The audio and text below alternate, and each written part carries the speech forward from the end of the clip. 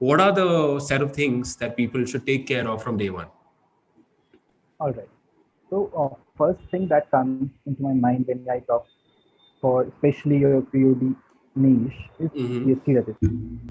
So if I Okay. talk legally, the requirement of getting a GST registration is in your business is when you cross a turnover limit of 40 lakhs. So Okay. that's the turnover limit of a product. If you are giving any services, that limit is 20 lakhs per annum, and that's the per annum limit. So once you crosses that limit, you have to get your GST registered.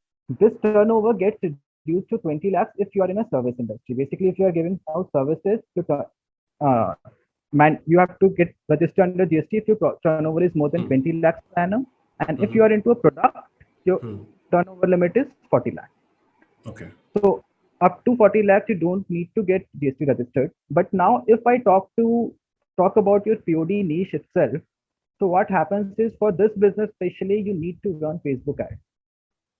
And when you are running a Facebook ad, Facebook will, in the initial days itself, after 1 or 2 days or 2 or 3 days, they will ban your account and will ask you to provide a business verification. And for that business verification, you have to compulsorily give the GST number. So for that purpose, you'll have to take your GST number from day one.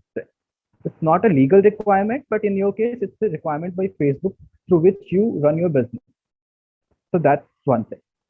Now, getting on to the second part is whether if you already have a GST number, you can always use that GST number, but make sure that business is related to what you are going to do. If you have a GST number for manufacturing and if you get it registered under this POD model, it is going to create a lot of problems for you in future.